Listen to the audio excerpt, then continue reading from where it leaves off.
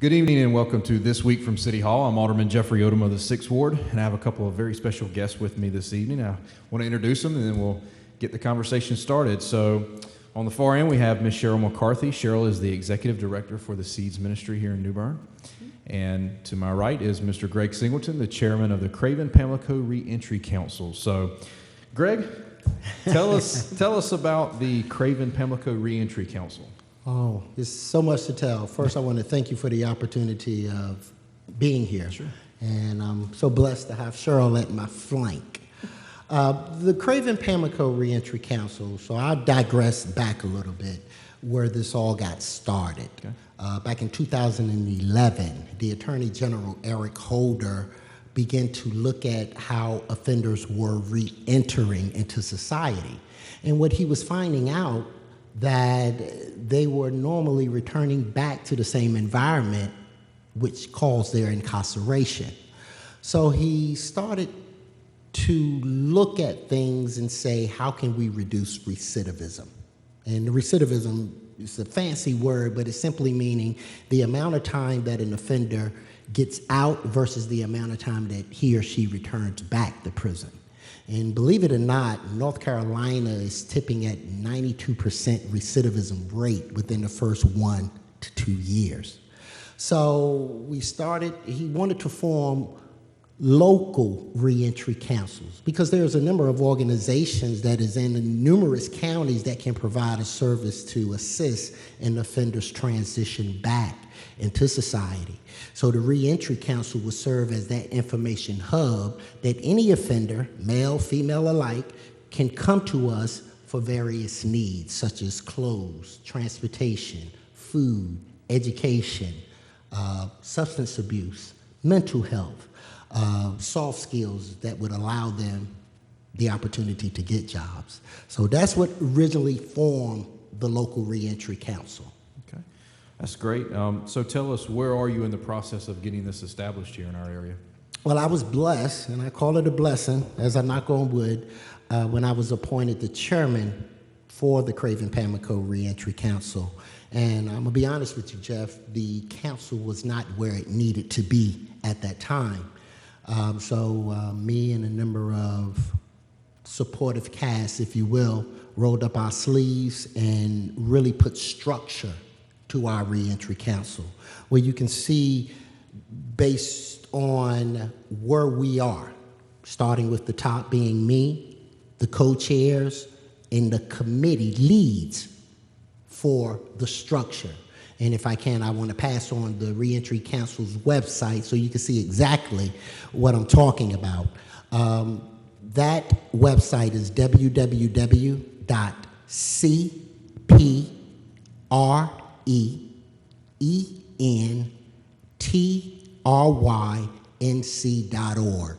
And that's just simply Craven Pamlico Re-Entry Council NC.org.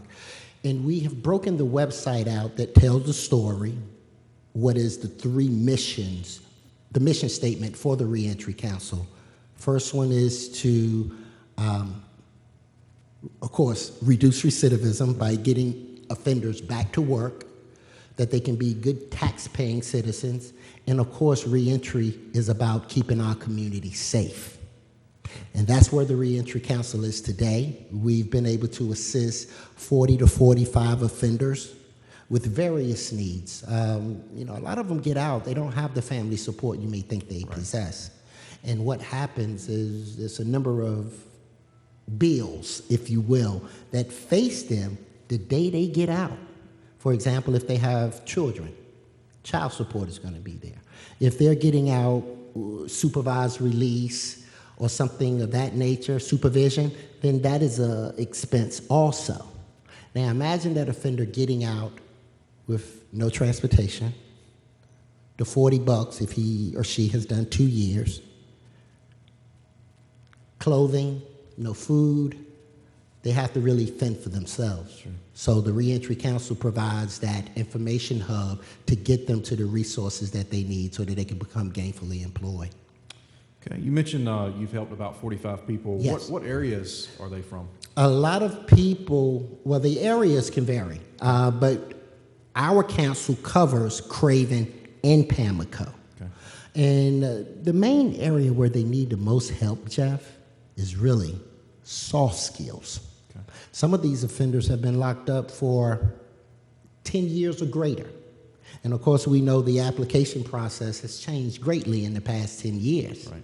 Some of them don't even know how to upload their resume to even apply for a job. Right.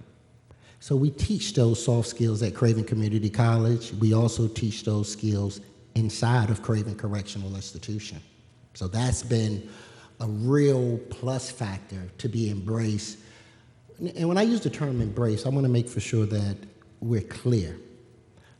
A lot of offenders have trust issues. They don't trust everybody that's talking to them. And we have to break that barrier so that they would at least listen.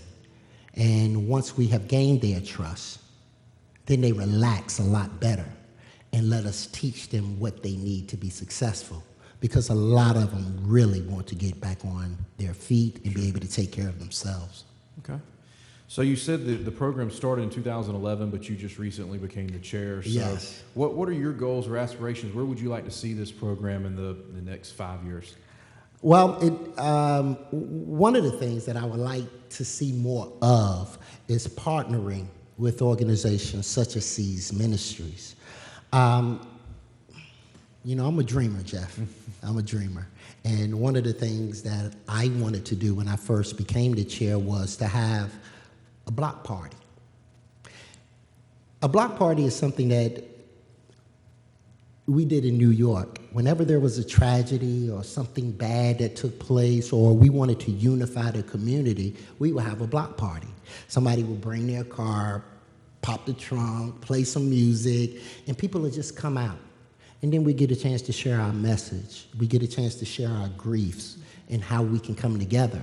So what we're getting ready to do for National Re-Entry Week, which will start April the 24th through April the 30th, and we have partnered with Seeds Ministry, that is a 501c3, is we're going to have a National Re-Entry Week where we are just totally focusing on organizations that can provide a service to an offender. Now, I want to be clear. We are not giving out any gold coins. We are not giving out the Willy Wonka golden ticket. We are providing options. We're providing information for the offenders to take advantage of. So the offender will have the responsibility of making a step towards us before we make the step towards them. Because we're not in the business of enabling anyone. Sure.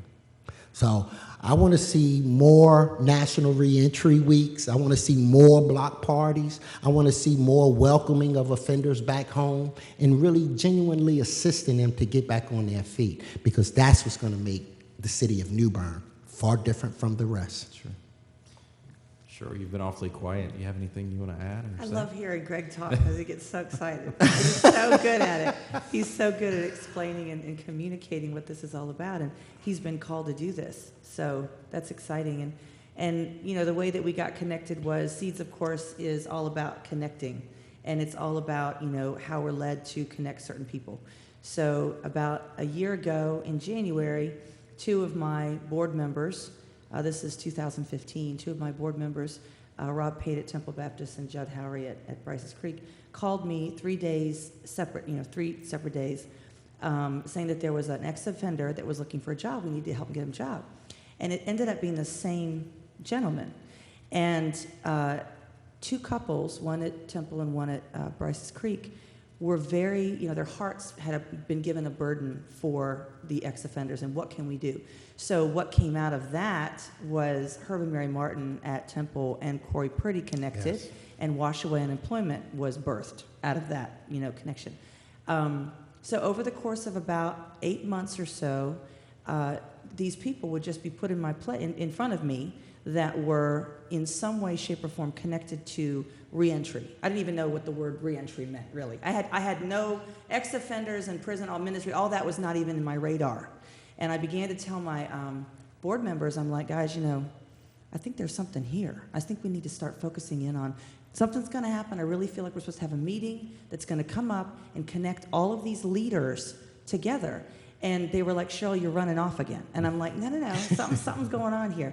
So the meeting ended up on January 29th we had it at Grace Anglican as the space. There were about 25 different leaders from all different areas, from housing, Juliet with RCS. We had different youth people that were connected to youth, Hope with Compassion Outreach over in Vanceboro. And so people kept telling me I needed to invite Greg Singleton to this meeting. And I'm like, well, I don't know Greg Singleton. I don't know anything that's happening with the council. I mean, I'm just going with what I feel led to do here to have these people connected. So I didn't invite him. And then it was 2 hours before the actual meeting, and I just really sent, I'm supposed to call him. And so I did. I thought, that's kind of rude, though, 2 hours before a meeting to invite this chairman of this re-entry council. And so I called him, we chatted. He said, you know what? I need to be at that meeting. I have an important meeting with the vice president of the college. Yeah, but I'm going to I need to let him know I need to be at this meeting. So he graciously allowed him to come to the meeting. And when he said when he walked in, he can share a little bit. Can you share just about that experience that you Absolutely. You ever felt like you was fighting a battle by yourself? When I became the chairman of the Re-Entry Council, I did not hear a lot of people echoing the same thing that I was, that we need to provide resources for offenders that are re-entering. And I get this call from this energetic lady on the phone. And I knew I had a meeting with the vice president at the college, but for whatever reason, it was one of those invites that you could not refuse. So I called the vice president and I said, look, I have another meeting to go to. And I explained to him. And when I walked into the facility, it was a plethora of different churches, organizations, race. It was so diverse. Mm-hmm. And it was so welcoming. And they had been fighting the battle of transitional housing as I had. And I couldn't even really speak because I was so overwhelmed with the support, and you could tell that they was doing it purely from the heart, and that it was a mission that God had put them on, and he brought us all together. And that's what this Re-Entry Council is all about. It is plenty of room on this wagon for everyone. Sure. Anyone that is in this county and that want to ensure safety and get families back together, then they would jump on board and support this Re-Entry Council. All right, well, some great information. So just to reiterate, National Reentry Awareness Week here in New Bern is going to be Sunday, April 24th, and that will run all the way through Saturday, April 30th. There's something going on every day. Every day. So for folks to find out those details, visit the website. Yes. And the website, you want to give that one more time? Yes, the website is www.cpreentry.org. And again, that's just CP, and that stands for Craven Pamlico, and the word reentry, nc.org. And for anyone who doesn't have internet and they want to contact you, how about a phone number? Absolutely. I'm going to give you two phone numbers. One is where we do our intake. We're actually doing intake now for offenders that need assistance. They can come down to NC Works, and our contact number there is 252-514-4828. Our extension is 233. You can call that extension anytime. If we're not available, we are guaranteed to respond to all phone calls within 24 hours. And you can ask information about the Re-Entry Council. And I would be remiss to not really take my hat off to C's Ministries for embracing this council in this mission. And the city of New Bern, the county commissioners, the city police department, everyone. It is so overwhelming, Jeff, to receive such bipartisan support with this mission. All right, well, that's great. I appreciate the time and look forward to National Reentry Week. Absolutely. We look forward to seeing you there. Great. Thank you. Thank you.